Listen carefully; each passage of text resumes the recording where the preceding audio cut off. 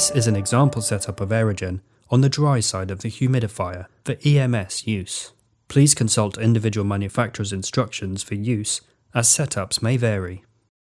Place the Aerogen Solo firmly into the Aerogen 22mm T-piece and ensure correct orientation. Insert the Aerogen Solo and the Aerogen T-piece on the dry side of the humidifier. Open the plug on the Aerogen Solo, insert medication, then close the plug. Connect the Aerogen controller cable to the Aerogen Solo. Press the on-off button on the Aerogen USB controller for 1 second to select the 30-minute mode. Please note the 6-hour mode is not intended for EMS use.